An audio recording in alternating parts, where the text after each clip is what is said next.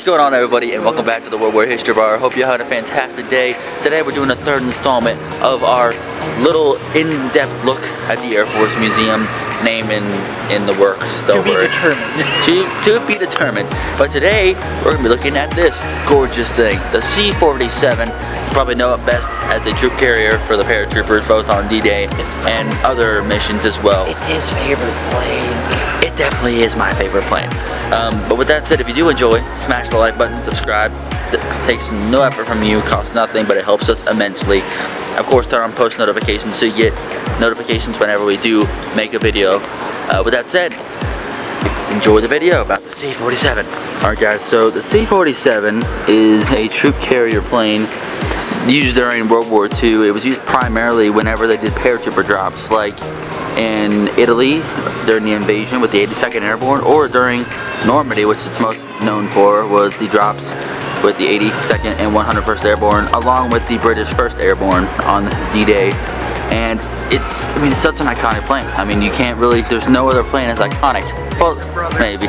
Exactly. Band of Brothers is where it's known for. Here, I'll give you a little more information here. Well, this right here is actually the Cushman Airborne Scooter. This is they would drop this in with the paratroopers in its own special casing with the parachute. But yeah. Name any Allied soldier that could actually stand on this thing, or even sit. Who knows? Yeah. But you can see you can see on this side, the airborne troopers, what they would do is obviously would line up, hook up, come to the back of the plane, and as it was flying, they would jump out of that door right there, and they would obviously follow that direction. The line that was holding onto the parachute would pull the parachute open, and it would fly backwards. Here, as you can see, it's actually a paratrooper uniform. This is the radio operator uniform, but this is kind of what it looked like. You have the reserve chute right there. You have the field radio for a radio operator. You have their life preserver in case they landed in water. I believe it's also the gas. They also have a gas detection thing on there in case they landed somewhere. But this is kind of the thing I was talking about here. We have this white string that is attached to the main parachute back here, and it would line up on this line that would run throughout the whole entire plane back there. When they jump out, it would engage, pull open the parachute, and it would leave the line behind, but it would open up the bag and initiate the parachute. Now you can see they have the famous leg bag, which with majority of paratroopers it fell off on the jump because it was really bad. It was introduced by the British, never really a very good design.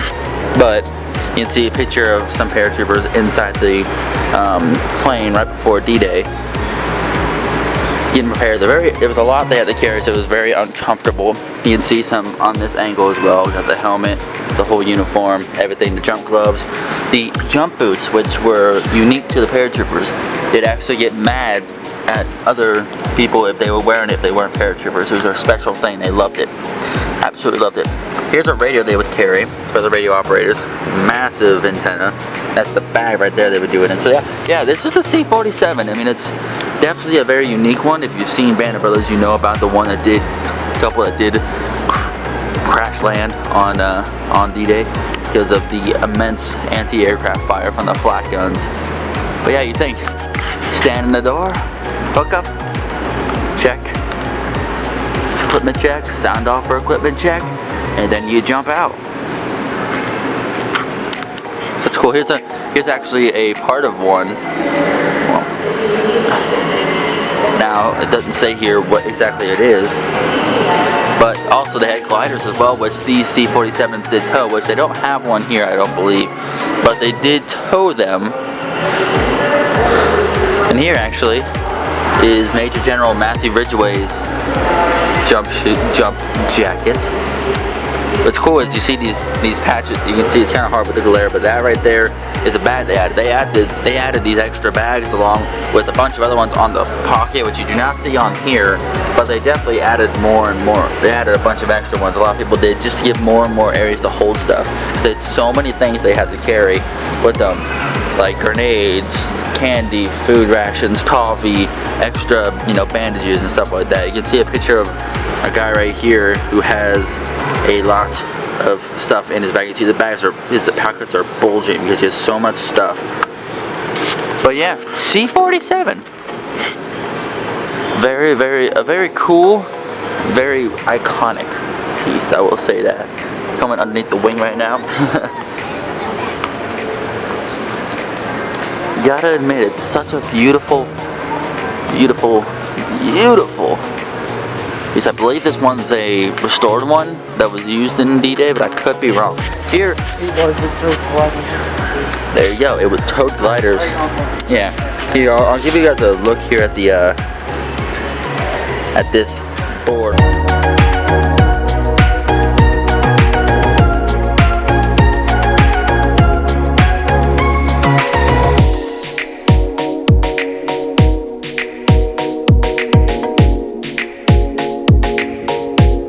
Yeah, you can see some photos here of it flying over a field, doing a low pass. Another one of it on the ground. That's a glider that it would tow. Give you a better picture if I can.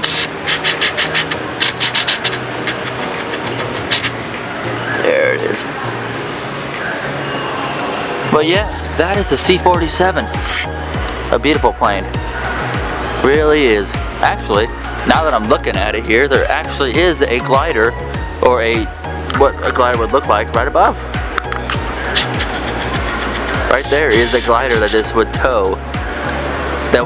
So like the gliders would hold stuff such as like Jeeps or this right here, a little howitzer that the paratroopers would use on the ground as a smaller, easier to move one. Also, the little scooter is what these would carry along with more troopers. And one example of these gliders being used was when the British landed behind Sword Beach to take Texas Bridge. They had 5 gliders that were towed by C-47s. They landed down just in a field beyond the bridge, and then they attacked. But that is what one would look like. This was a US glider. The British also had gliders as well, but mostly it was the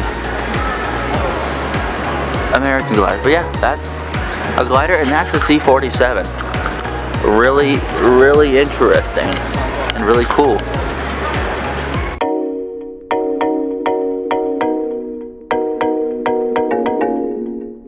Alright guys, that's just a quick look at the Douglas C-47 and the glider up there that they would tow. If you guys did enjoy that video, don't forget to smash the like button, subscribe, turn on post notifications so you do not miss out on any future videos we have here at the museum and any future videos in general. If you have any questions, of course, definitely put them down in the comment section below. We'll be more than happy to answer them to the best of our abilities.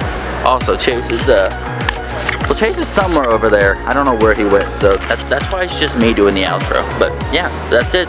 See you guys in the next video. Peace.